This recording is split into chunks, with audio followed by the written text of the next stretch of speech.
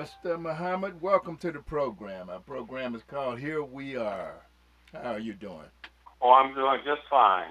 Doing very well, thank you. I want to really thank you for this opportunity. Ozier Muhammad is our guest. He is a national and international photographer. He has won several awards for his work.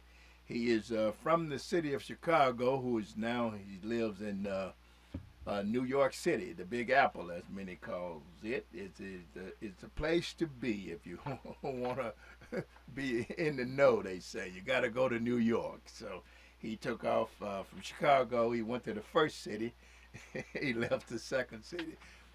Welcome, Brother Muhammad. Brother Muhammad, will you tell us a little bit about a little bit about yourself? Yeah, I'm from Chicago. I was born on the south side of Chicago on October 8, 1950, and was raised in I was born in the Nation of Islam. I am one of many grandchildren of Elijah and Claire Muhammad. Elijah Muhammad, the Honorable Elijah Muhammad, being the one of the co-founders of the Nation of Islam, and the really prominent leader of the Nation of Islam, almost from its inception through the end of his life in 1975.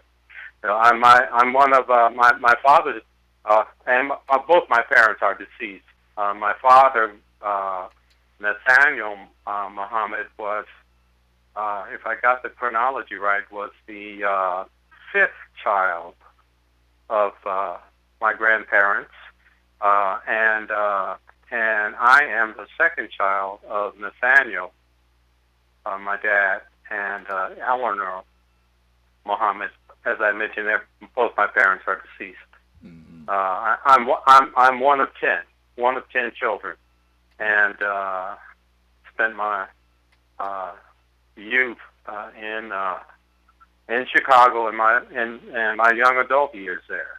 First of all, I want to give a shout out, if you don't mind, just so I can give a shout out to my mother's side of the family. I knew my maternal grandmother, but I did not know my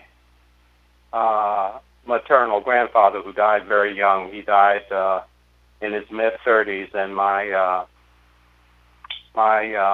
maternal grandma did live a very long life, but she came up to Chicago with my mom in around 1947 from Georgia. Near Augusta. They were in area near Augusta, Georgia, where my mom and her siblings and parents are from. But at any rate, my interest in photography started in around 1963. I believe it was about 1963 when Gordon Parks, the late famous filmmaker and photographer, the only photographer who was ever employed by Life magazine and Life magazine's heyday, Gordon Parks spent a couple of years around the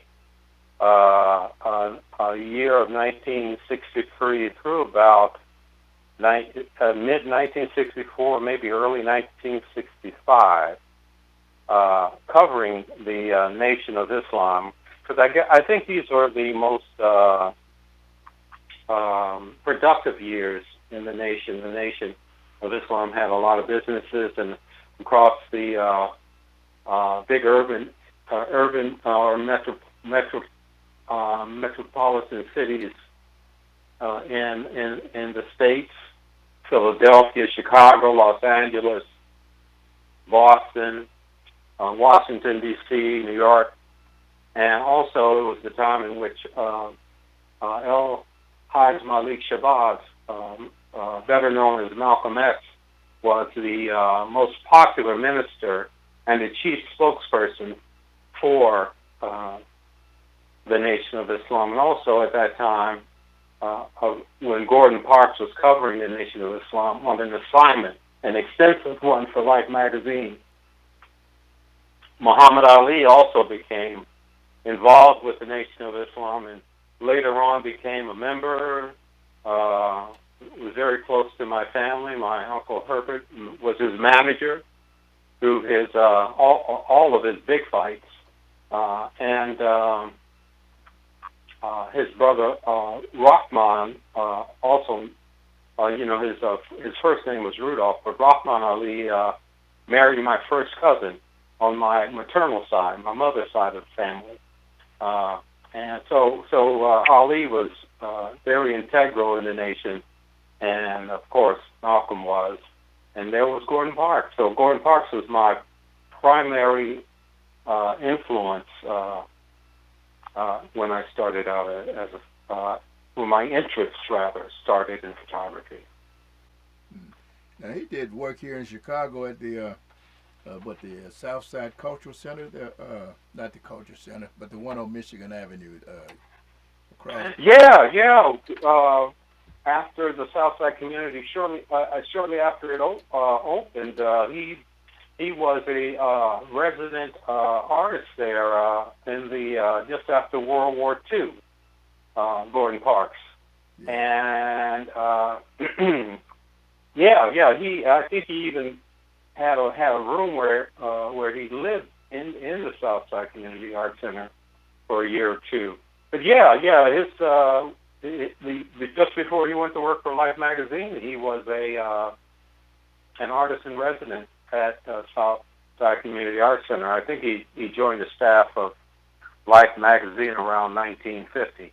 Life Magazine, it's probably hard to imagine that, but Life Magazine was like Facebook of today. I mean, it was flush with money. Yeah. It had serious money, so it could dispatch correspondents and photographers on year-long projects. In the way in which it dispatched Gordon Parks. I actually think it was Gordon Parks' idea to cover the Nation of Islam because of its popularity in the early 60s. Now, what was your? I know you went to Columbia College. What was your first assignment into professional journalism or into journalism period as a photographer? What was my first assignment? Yes, as a journalist. You know, the first thing that you went out and actually got $1 for, got paid for. Oh, wow. Okay. That's, let me think. That's a long time ago. I'm not sure I can accurately tell you that, but I remember first time I received any remuneration for my work was not actually an assignment. It was an exhibit I had at the University of Chicago around 1971 at a gallery there, and they acquired one of my prints. I can't tell you. I think it might have been a picture taken on a public playground of some guys playing basketball. But my first assignment, I think my first assignment that I was paid for was something that I did for Ebony Magazine. I don't think it was Jet. I think it was Ebony, and I photographed Thomas Dorsey, who wrote Precious Lord. Are you familiar with him? Oh yeah, the gospel singer. Oh yeah, Thomas Dorsey. Yeah, Thomas Dorsey. Yeah, who lived in Chicago, and I photographed him for Ebony Magazine. So I believe that was the first assignment I had ever been paid by photography, that I received payment for an assignment that I done for anyone. Yeah. What was it like working for Johnson Publication? Oh man, it was great. It was a lot of fun. I was there just shy of 6 years, almost as soon as I came out of college. When I, to work around all those African Americans for Jet and Ebony, and some of them were, famous in their own right, like Lerone Bennett Jr., and also Arabelle Thompson I think she was one of the first African American women to integrate the University of North Dakota. There actually is an Arabelle Thompson Black Student Union on the campus of the University of North Dakota. It's named after her. It's there today. I visited that campus about 7 years ago, and I met some students in the Arabelle Thompson student building. I said, "Wow!" I said, "Gosh, I knew the lady who this building is named after." I told the students of whom I had met there. But it was fun because just working around African Americans who had been involved in covering civil rights and who had known Dr. Martin Luther King Jr. intimately, who had covered just about every facet of African American culture, from pop music to jazz music to dance companies, etc. Famous venues where black folks performed, like the Regal Theater in Chicago, the Apollo, etc. So it was a lot of fun. Also at the time, covering some of the independent movements in Africa, and also in the as the colonial powers pulled out of the African diaspora, whether it was in the West Indies, the Caribbean, or the continent of Africa. Ebony and Jet were covering all that, and I had a chance to catch the tail end of some of that, like photographing Samora Machel, and I photographed him in Tanzania, Dar es Salaam, on assignment with Lerone Bennett. We were actually there for the 6th Pan-African Congress, something that W.E.B. Du Bois and Leopold Senghor and some others started the Pan-African Congress, CONFAS. I think it was around the turn of the 19th into the 20th century, I think 1899 was the first one at the Paris Exposition. Mm-hmm. Around 1899, Du Bois and other African leaders had gathered in Paris. But anyway, I photographed Samora Machel, who was the head of Frelimo and was battling, the Portuguese in Mozambique. Yeah. So he was undercover, and he came into Dar es Salaam during the 6th Pan-African Congress. So that was pretty exciting. That was very, very exciting. I covered a lot of other events in the African diaspora. For instance, I photographed one of my first assignments overseas was photographing Michael Manley as he became the Prime Minister of Jamaica. Mm-hmm. That was 73, if I hadn't already mentioned it.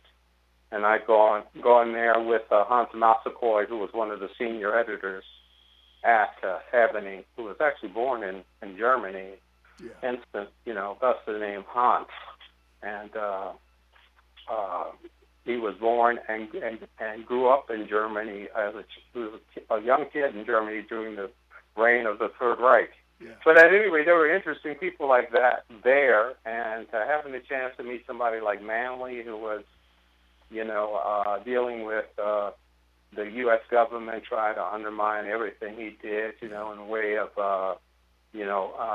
controlling the resources of Jamaica, and his relationship with Fidel Castro at the time. He was a democratic socialist.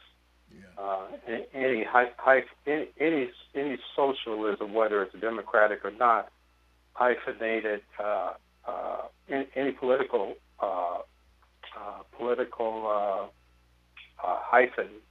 hyphenated anything that's connected with socialism was, a problem with the U.S. government. It's just ridiculous. But at any rate, I had a chance to also go to the Festival of Arts and Culture in Lagos, Nigeria, in 1977. It was all contracted into an acronym and is more popularly known as FESTAC. Right. And I had gone over there with a fellow by the name of Alex Poinsett, and I think subsequently Laurent came over too. Alex Poinsett was a senior editor there. I photographed the first fight between Joe Frazier and Muhammad Ali, the one in which Ali lost at Madison Square Garden. So I had a lot of great experiences at Ebony Magazine and Jet. Yeah, where did you go when you left there? I left there shortly after I covered the festival in Nigeria.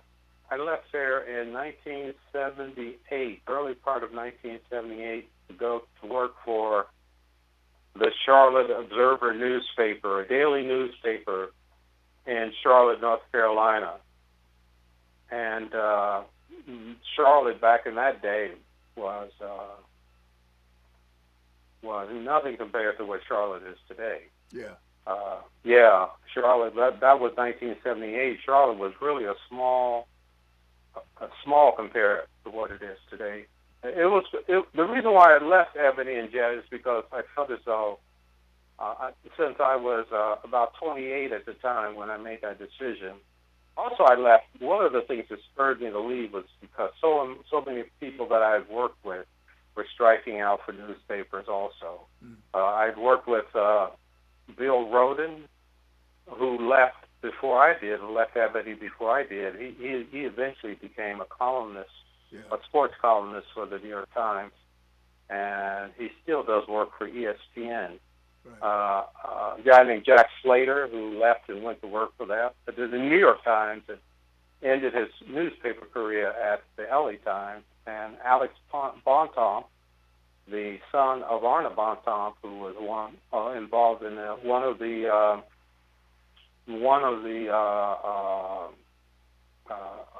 young Turks in the Harlem Renaissance. So he was closely aligned with Alain Locke and Langston Hughes and Zora Neale Hurston and the rest.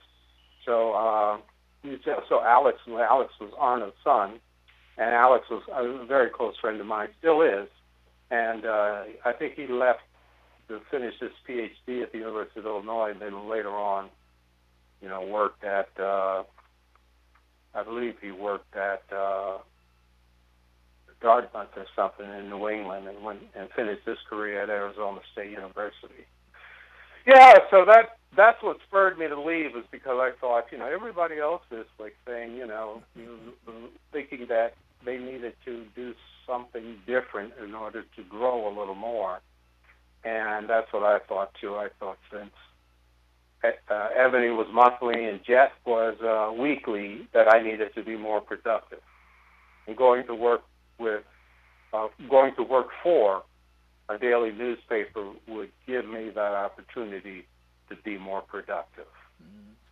Did you ever shoot the centerfold? Yes, I did. I did do a few of those.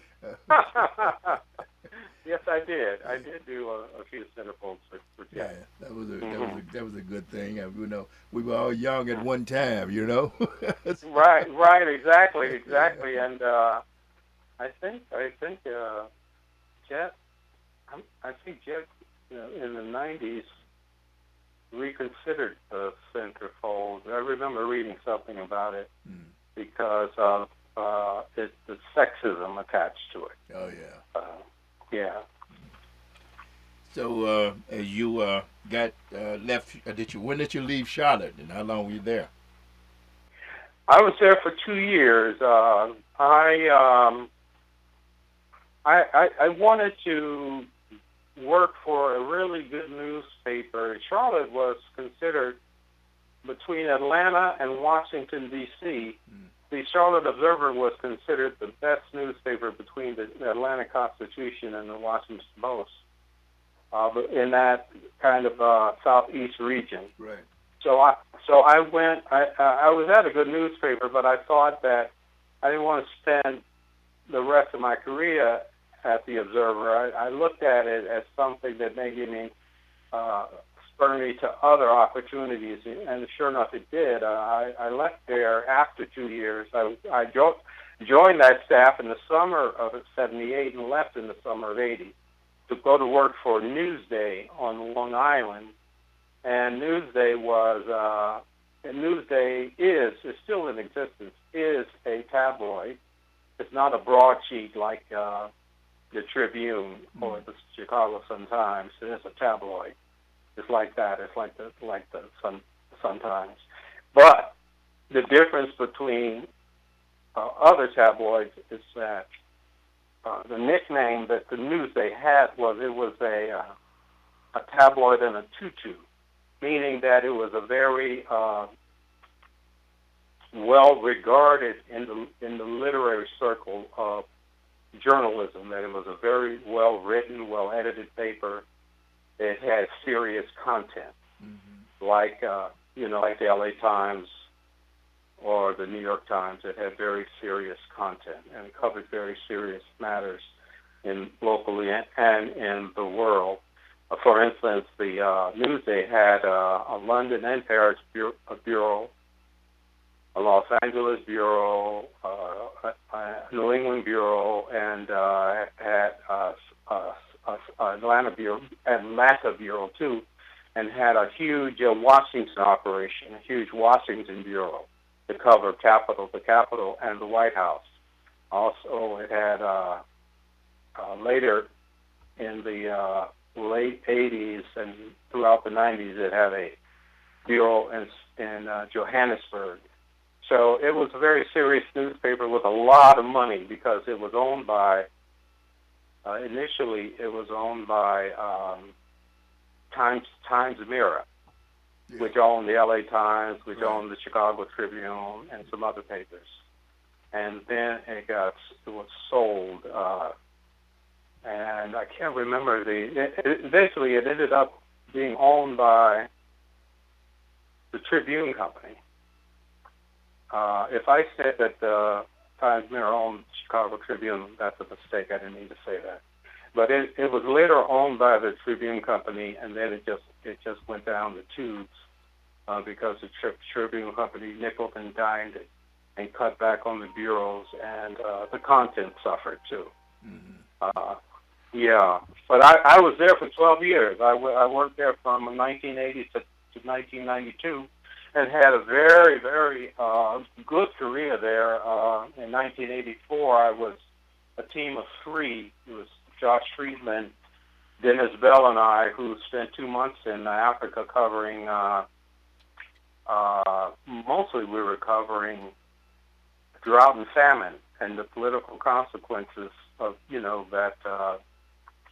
that mixed with drought, created the condition where people were starving throughout the Sahel, from Senegal all the way to Ethiopia. We ended up in Ethiopia, and that reporting led a huge drive to raise money and resources to help the people in the Sahel region, and that We Are the World effort came out of our reporting because we were the first ones on the ground to cover that, and we ended up winning the Pilitzer Prize, and also while I was there, I covered Assata Shakur. While I was at Newsday, I covered Assata Shakur, who was a fugitive from the FBI. No one knew where she was, but a very close friend of mine of whom I worked with at Johnson Publications, and then later on at Newsday. He was on staff there. Ron Howell, Howell, Ron Howell. Ron Howell was the correspondent for Newsday in Mexico City. So that just gives you an extent of, and some idea of the breadth of Newsday's resources. They also had a Mexico City bureau. I forgot to mention that. Mm-hmm. And Ron Howell was the chief of the Mexico City bureau. And while he was there, he became very close to the Cuban consulate and the Cuban government. Period. They were relaxed with him. He didn't necessarily embrace communism, but that wasn't the purpose. His purpose was to make inroads and make as many contacts in that part of the world in which he had to cover. So he got to know folks in the consulate there, and they put him in touch with people in the United Nations here in New York City, and then when Shakur wrote her autobiography, the Cuban consulate got in touch with Ron and said, "Look, we want you to know that we could tell you where Asada is. Asada's still right there in Havana with us." So that was a big story. That was 88. I might have said 87. That was 1988. And so that was a huge story to work on because no one knew where she was, not even the FBI, until she disclosed her own locale when she was publicizing her autobiography. And Ron was the first one to break that story. And so I had a lot of good years at Newsday, and the reason why I left, I could see the writing on the wall that the Tribune Company just was not going to invest the kind of resources in Newsday, being the new owners of the paper. And I was really fortunate that I did leave Newsday because I worked for the Manhattan Bureau, the Manhattan edition of the paper, which was called New York Newsday. Okay. So I worked for the Manhattan edition, and that edition closed down. We just celebrated, we just mourned the 25th anniversary. 25th anniversary of its closure this year, like 3 weeks ago. A bunch of us got together virtually, in cyberspace to pay homage to. It was a really great newspaper. Yeah. New York Newsday was a great newspaper, and I was very happy to work out of the Manhattan Bureau for the New York edition of the paper. Now, I know when you speak of Newsday, I think about the great Les Payne, who was there on staff. Yeah. I must say that if it wasn't for Les Payne, I would not have been the photographer dispatched to cover that assignment, in which put me in Africa with Friedman and Bell for 2 months. That eventually, won the Pilitzer Prize. It was that's the kind of guy Les was, and that was he was trying to make sure that talent at Newsday was fairly used, and it was heartbreaking when we lost him about 3 years ago. Yeah. He looked like he was a very upstanding journalist. He was one of the founders of the Black Journalists Association, right? NABJ, was he? Exactly, the National Association of Black Journalists. He's one of the founding members. I think you know some of them yourself. The gentleman Vernon. Vernon Jarrett. Yeah. Jarrett, Vernon Jarrett, and a few others. So he definitely made his impact on African American journalism in the 20th century in a big way. Now, when you went to New York Times, give me some background on your employment there. You know, some of the coverage that you did there.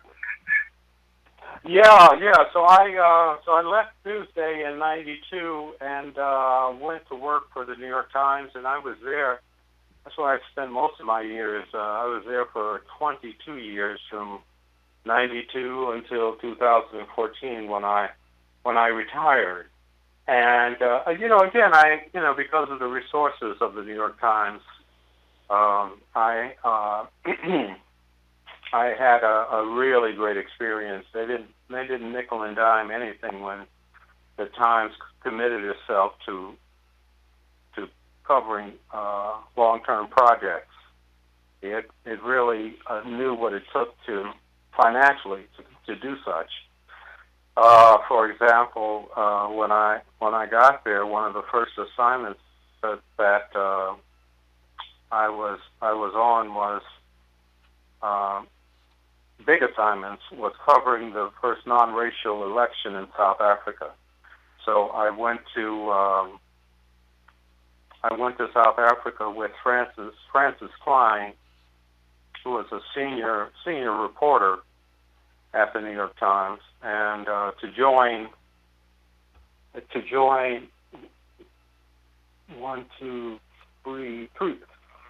4 other journalists. Bill Keller, who was the South African bureau chief for the New York Times, who later on became the executive editor of the paper, the top dog in charge of the paper. This was '94, and so it was Frank, Bill, a woman she was covering East Africa. She came out of East Africa. I can't remember her name. And Amy Waldman, who was a reporter, a contract reporter, not on staff, but a contract reporter for the New York Times, and Ken Noble, who was a West African correspondent for the New York Times. We all gathered in South Africa, and it was like the first week of April, and we were there for just under 2 months, through the inauguration and a little thereafter. But I covered the campaigns of Mr. Mandela and F.W. de Klerk. I'm going, shuttling back and forth all over the country, from Durban to Cape Town, to the northern region of South Africa, to the southern region of South Africa. So it was a great experience. It was a great adventure, and then to see such a historic moment, to witness such an historic moment as the turnover from a apartheid government to a liberal democracy was pretty amazing and awesome. I was really happy to be a part of that. Well, I was also there. I also went before that. Before I went to Newsday, I had some experience in South Africa. Before I went to the New York Times, I had some experience in South Africa, because I'd gone there to cover the first effort at liberal democracy in what was known at the time as Southwest Africa. Yeah. And this was '89, and late '89, and I covered the election between the South African proxy government, in Southwest Africa. I can't remember the name of the party, but I think one of the parties that was in the final running that represented the settler colony was a Democratic Turnhall Coalition, or DTC, I think, or maybe it was DT. It was DTA, the Democratic Turnhall Alliance, and I think it was a consortium of neo-nationalist or neo-Nazi organizations that were trying to hold on to power. German colonialists. Yeah. And SWAPO, Southwest African People's Organization, was up against them, and Joe Njomo was vying for the presidency, the head of SWAPO.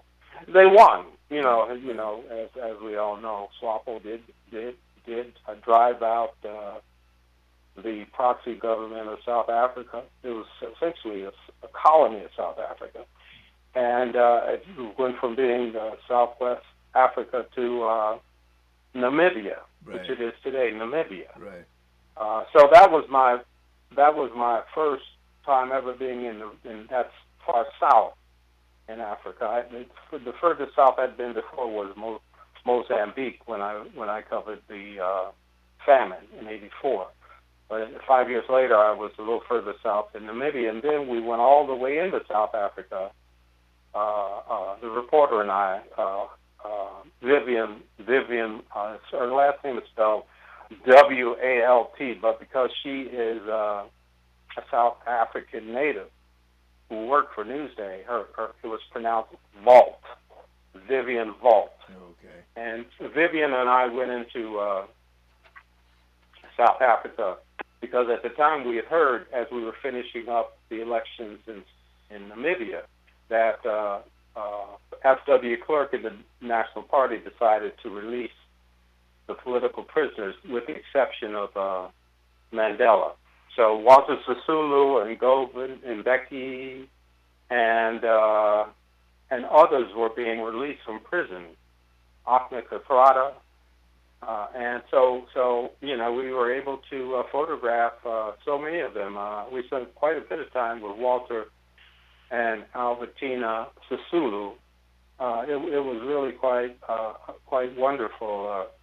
But after we left Africa, South Africa, about 2 months later, Mandela was released, and Newsday didn't anticipate sending someone there, so we didn't have a photographer on the ground from staff when Nelson Mandela was released. But that was my first visit to South Africa as a working journalist, and then shortly afterward joining the staff at the New York Times. I was dispatched there for them to cover the non-racial election that the outcome was, of course, Nelson Mandela became president, which ended the apartheid government. What would be some of your, just a question in general I want to ask? I know you're covering news, so news is news. There's every now and then there may be something that you may enjoy. What was some of your favorite assignments that you may have covered during your career? Well, some of my favorite were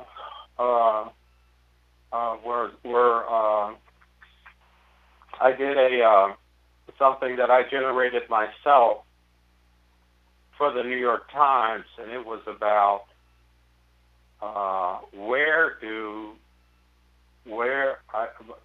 the idea of the story was to discover unusual places where musicians practice their art or their craft in the New York greater metropolitan area, where musicians how do they come up with creative ideas to work in this, to practice in a city where folks can get pretty agitated if you're making a lot of noise next door. Yeah. One man's ceiling is another man's floor. As the saying goes. Yeah. So that was something that I came up with. So I photographed, a lot of different musicians, from jazz to new music to symphonic music. It was a lot of fun, and I got a good display in the paper. Another story that I did was it was sort of a prelude to the Easter, that time of the year, in which sometimes holidays that are holidays may converge. Specifically, Jewish holidays and the Christian holidays can converge around Easter time, not necessarily Muslim holidays. But at any rate, I did. It was a self-generated piece on clergy, the clergy, Harlem's clergy community. So I photographed a rabbi who has a synagogue right on 125th Street, and Catholic priests and Protestants, a Muslim imam from my background, a brother named Pasha, Minister Imam Pasha. So yeah, that was a lot of fun. That was something that I generated. But as far as just some of the stories that I found near and dear to me that really important, and I'm so fortunate that I had these experiences, were mostly covering stories in Africa. From the festival in Lagos, Nigeria, to the Sixth Pan-African Congress, to Mandela, and he winning the presidency to SWAPO in Namibia. These are some of the stories that meant most thrilling to me to cover these things where these are like seismic shifts and power and authority in the African diaspora. Also, I had an opportunity, and this is something I'm very, very happy that I had the opportunity to do this, and that was I spent over a year rotating with one other photographer, because I did need breaks, and he needed breaks too, covering the campaign of Barack Obama when he was senator, when he ran for the White House in 2007, 2008. So I picked him up in Iowa just as he started his campaign. In October of 2007, I stayed with Senator Obama through the inauguration. I was there to cover the inauguration. So it was from October 2007 to January of 2009, rotating in and out, getting with Damon Winter was the other photographer, rotating in and out with Damon Winter over the course of, I guess, that was about 14 to 15 months. And it was a seismic shift in racial politics in this country, power and authority. That was just a wonderful experience, and I got to know a lot of nice people on this staff. Now, I noticed you covered Katrina nationally as well as the famines and stuff in Africa. I'm pretty sure covering some of that famine out there in Africa was a moment for you. I put it that way. It was kind of, you tell me, how was that for you? Katrina was, that was pretty tough assignment. Only because of the how difficult it was for people to kind of pull their lives together after being devastated by that hurricane. That was quite something. I spent a lot of time there in New Orleans. I think I got in New Orleans about 4 or 5 days after the levees breached. Maybe it was three days. Maybe it wasn't that long. Mm-hmm. But so the city was still city of New Orleans and part of the region, going into Mississippi, like Place Christian, was still inundated, and it was hard to navigate through all that. Literally to drive around the inundation of that part of the country. But it was a very important story. A major city in the United States was walloped by a terrible hurricane that breached the levees, and And I was there for about a year, on and off, and I was basically the primary photographer on that. I didn't get a whole lot of breaks. So I spent a lot of time. I actually, at one point, I flew my family into New Orleans. Once the New York Times had secured a home for the staff to stay in, a really big home on Audubon Park, literally in the park. You know, Audubon Park is like Washington Park or Central Park here. You know, it was designed by Frederick Law Olmsted. Beautiful park. And the home was like in the park, and what's contiguous to Audubon Park is the Tulane University. So, you know, we come out of our house and look across the park, and there's Tulane. But at any rate, initially, most of us commuted from Baton Rouge to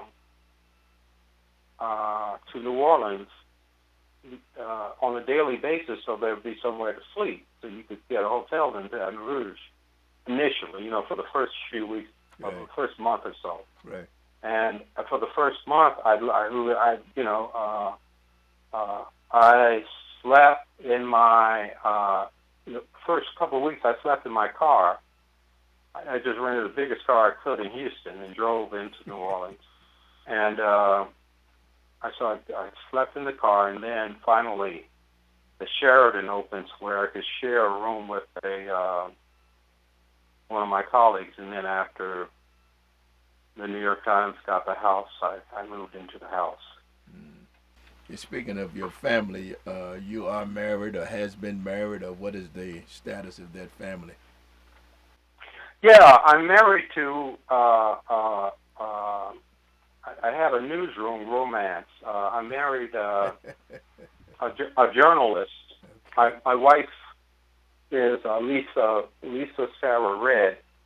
So she's an alumna of Northwestern. So our paths never crossed when I was in Chicago. She actually one time worked for Dempsey Travis, if you remember that name. Oh yeah. Yeah, but I met my wife at Newsday in the just before I went on a fellowship at Stanford University for journalists.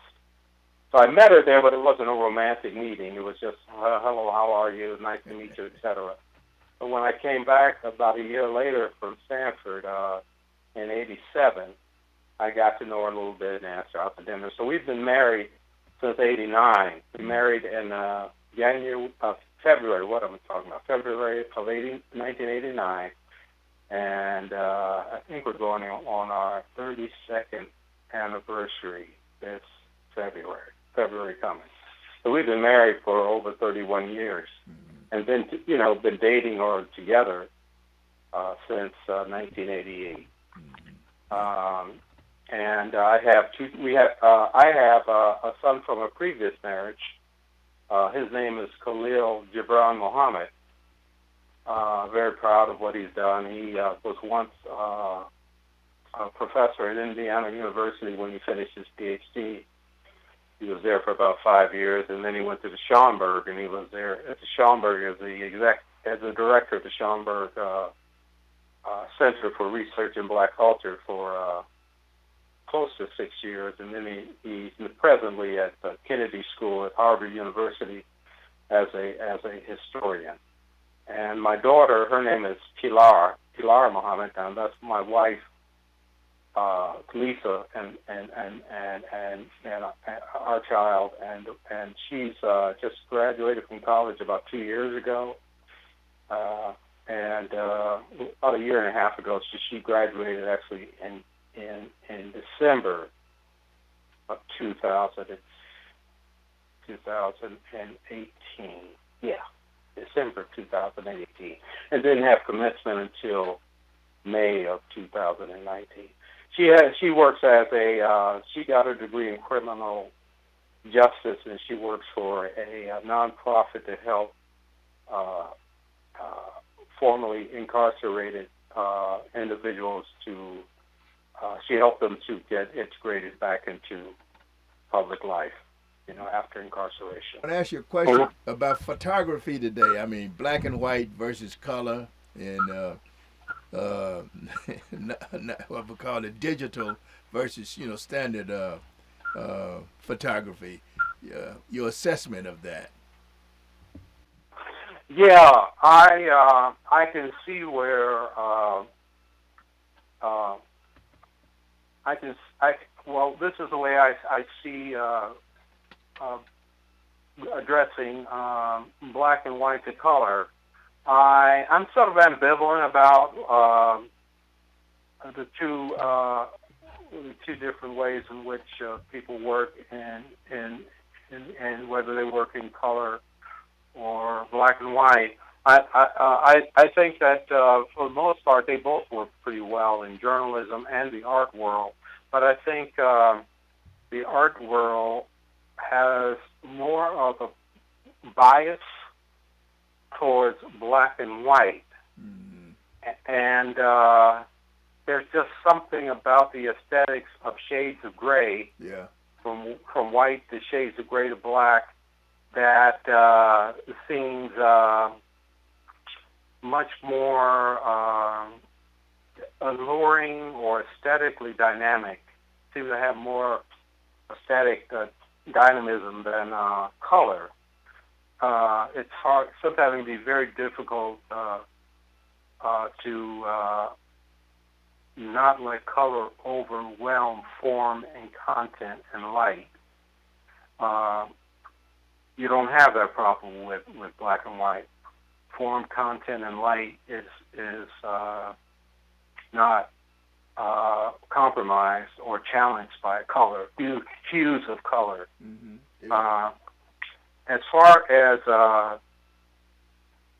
digital to say film photography, I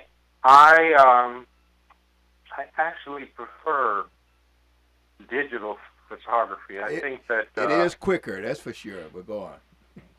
Well, yeah, as a journalist, it's indispensable today because the news cycle is from moment to moment, literally. Yeah. I'm constantly getting pings on my computer or my smartphone of some update or something that just happened. Some psychotic tweet from the president, or some or something happening in the world, like the death of Herman Cain yesterday. Here I am watching the funeral of our black saint, John Lewis, and my phone pings, and there's this notification from, I think the Washington Post was the first one posted, was that John Lewis had, Herman Cain had died. So it's indispensable, digital today, for journalists, for photojournalists. It's indispensable. If you went into a newsroom with a film camera, you're on a special project, a long-term project. If you're a staff photographer, you will not see any film unless you are on a long-term project, and you've negotiated that with the editors and the senior editor. Look, why don't we do this in black and white? And that happens. That happens. I know both the Washington Post and the New York Times will publish work by photographers that have, these projects that they've worked on for weeks or months, and they'll publish it online and in print in black and white. So yeah, but in the art world, you'll mostly see. No, I can't say that. I can't say you'll mostly see black and white, but black and white is. I think there definitely is a bias towards it. I think that that'll change in time. I think in time you'll see, once people figure it out, how to not let the color overwhelm form and content.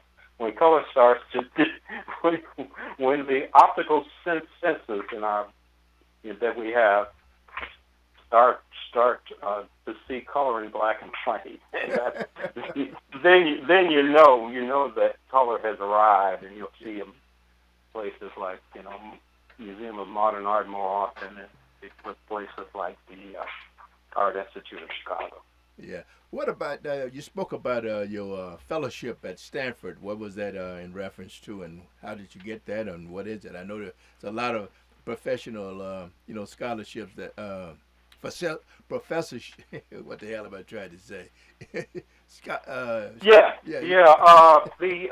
There has been, I guess, since at least since around 1950, the late 1950s, I believe. I think that's close to being right, if not right, or somewhere around 1960. There have been at least one fellowship, and that was the Neiman Fellowship at Harvard University. Right, they had that one forever. I think that gives journalists what that's all about is give journalists a chance to kind of decompress and refocus and figure out what they want to do with the second half of their careers.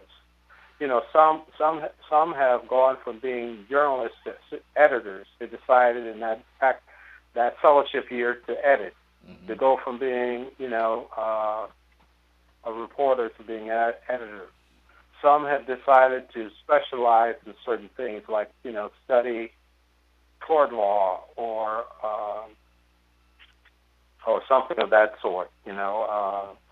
Tax law, and some of it. One of my fellowship colleagues ended up getting a law degree. He went to Stanford on that year and just read a lot of law, went to a lot of law classes, and then when he turned around and finished that fellowship year, he did go to law school. I can't remember which one he went to, but he ended up getting a law degree and going into law. So it gives you a year kind of to turn things around and figure out exactly what you want to do. And what I did with my fellowship year, I studied French and Spanish literature and culture, stuff like that, because I was covering a lot of Africa, and I thought that the French would come in handy, because there's a lot of French is spoken. French is more dominant in Africa than English. Yeah. And Spanish, because I thought it would help me right here in Manhattan and the greater metropolitan area that I live in now. So that's what I did with my fellowship here. That's good. Sounds interesting too. You have a website you would like to share information how people can check out your work and all of that? Yeah. It's basically my name, Ozier. O Z as in zebra, I-E-R, without a break, followed by these letters, Muhammad, MUHAMMAD.com. So I'm easy to find. Even if you just type Ozier, just my first name, you'll probably come across my website. But it has a sort of a cross section of everything that I've done from the time I was just knocking around with a camera as a teenager. There's a picture from 1966. I think I wasn't even 16 years old on my website, all the way up until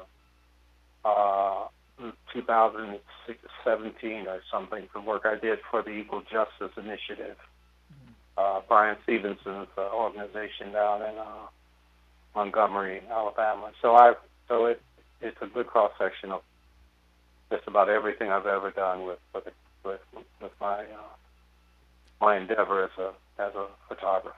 What was that first picture? 16.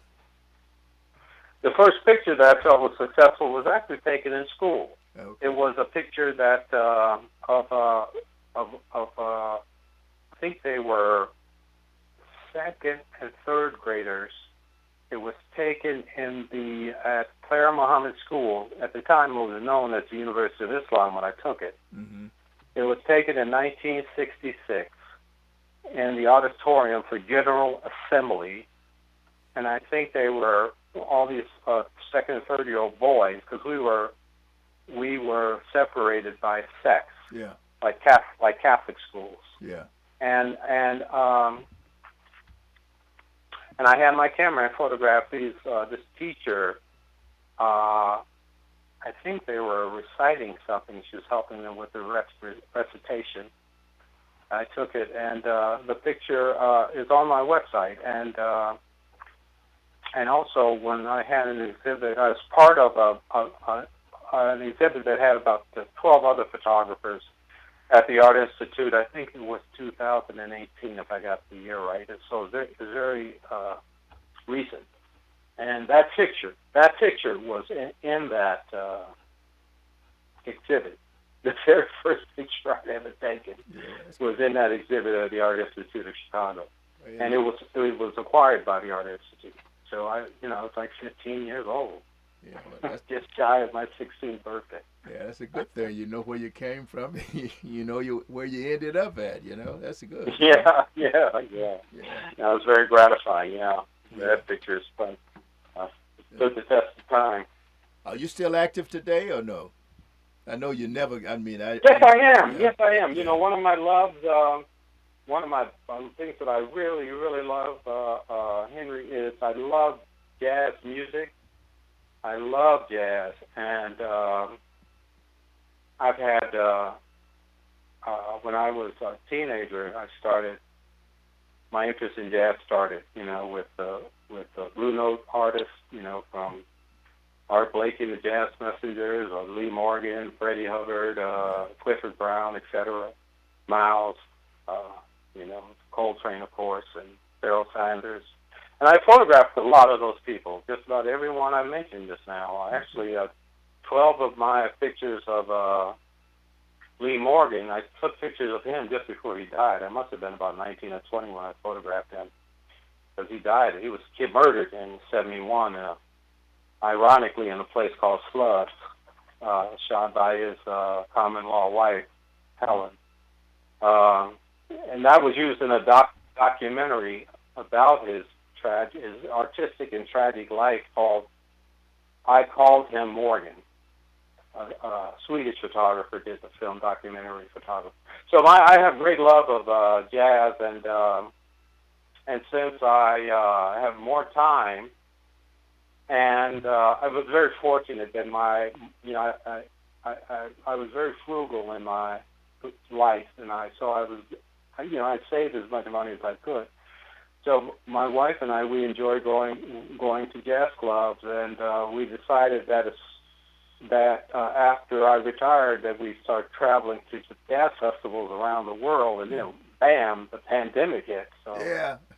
that put the kibosh to that for a while. Yeah. But just before the pandemic did hit, I started to buy more gear that would help me be more discreet when I covered live jazz performances, and I've become very close to some of the jazz artists in Harlem.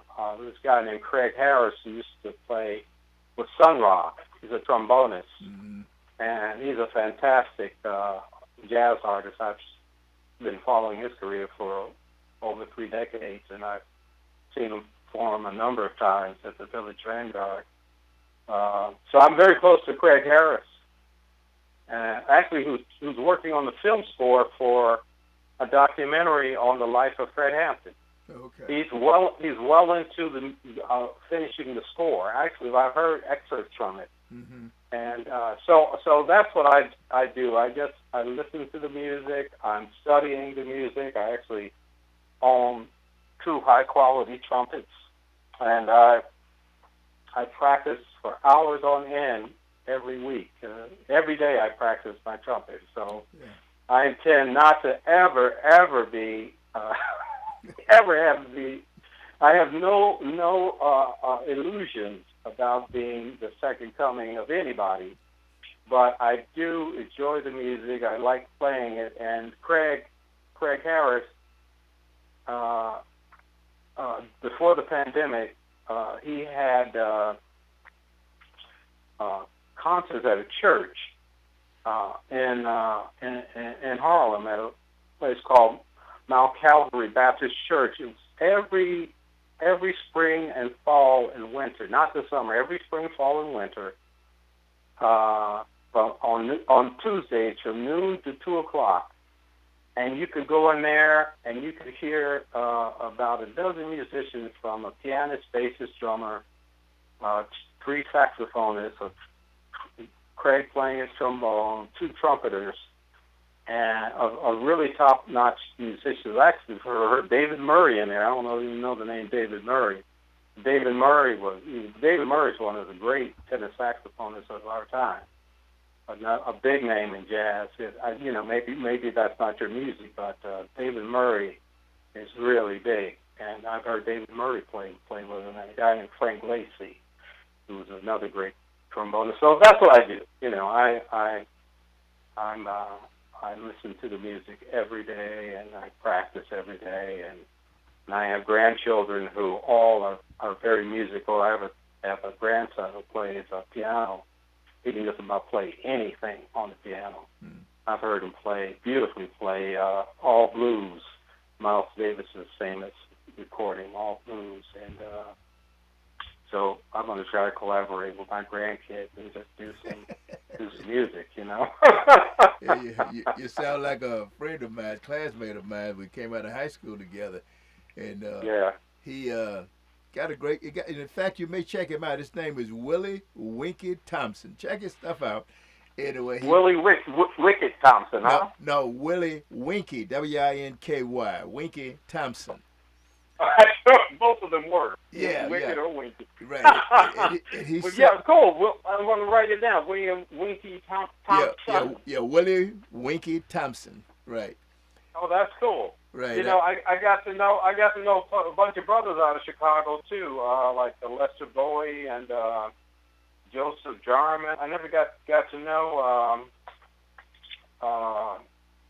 Henry Threadgill. I know Henry Threadgill. I'm thinking about the other guy who died. But there's some great musicians out of Chicago who moved to New York a long time ago, and I miss those guys. Some of them are already passed on, but man, Henry Threadgill is still doing some wonderful music, and he's got to be in his early 80s. Yeah. And nothing wrong with that. You must do it until that time. When Gable blows that trumpet, that's it. Otherwise, you keep playing. Exactly. Yeah.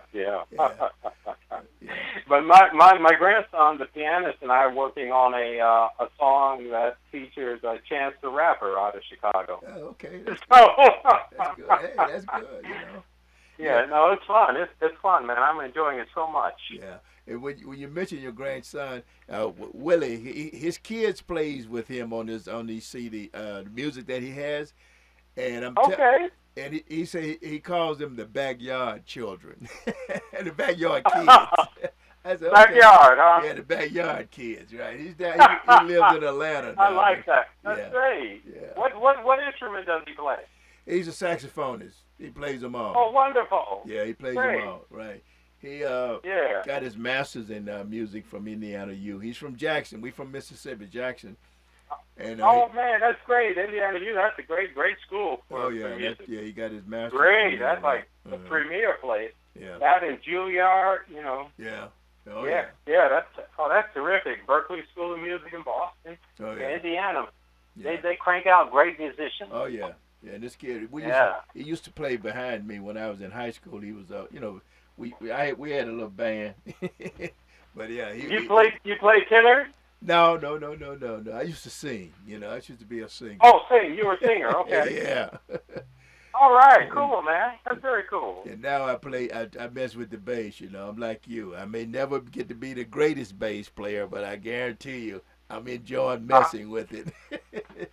Wonderful. I'm having so much fun playing the trumpet. Yeah. It's just, and the trumpet don't, you can't mess with the trumpet. You can't BS the trumpet. Perhaps you can't BS any instrument, but if you mess around with a trumpet, man, it will embarrass you. You got to be serious. You got to come with it, as they say. Yeah.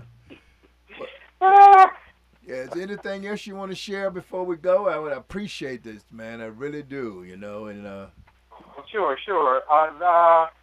I guess the only other thing I would say is that so occasionally I will have I'll be asked to participate in either group exhibits or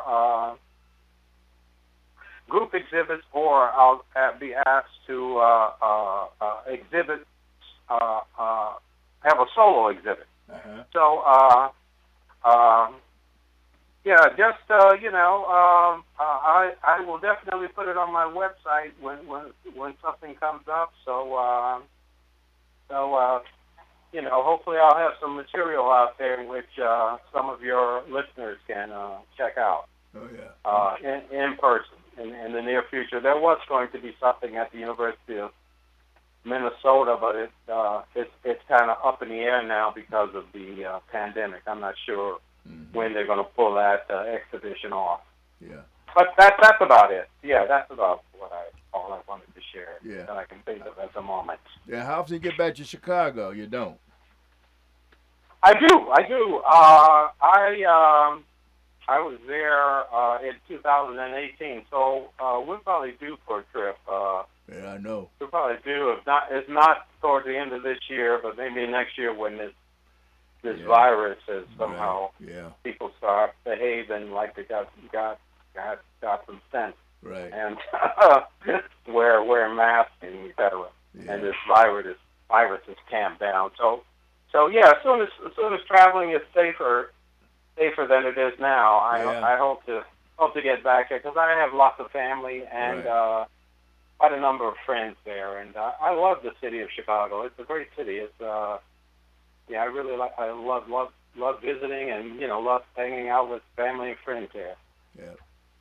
Well, I want to thank you very much, Brother Ozier, for this. It's a great opportunity for me, man, and I want to share because I think you're someone that, hey, the folks need to know about it. A lot of folks, they see work, but who in it? It's like I got a picture on my Facebook page that was taken of me in a demonstration following the services of Medgar Evers when he got assassinated in 1963. And we had just broken up the service. And I'm running down the street, a whole bunch of us, we're running down the street. And, but they took this picture up, I don't know who the photographer was. I do have the magazine upstairs. He took this shot of me and everybody who knew me, man. I mean, it was, say, yeah, that's you. They knew who I was, a lot of my father's friends and a lot of older people, man. Photography is, that moment, man, it is something excellent as far as I'm concerned. I love it. Yeah. It's just like the written word. If you write it, you write it, boom. And you got a great phrase there, and you can't beat it. Same thing about a great shot, Yeah. I feel the same way. Yeah. Well, you take good care of yourself, and it's been a blessing. Thank you very much. I appreciate it. Okay, you're welcome. All right. God bless you, my man. Take care of yourself. Thank you. You too. All righty. Bye-bye.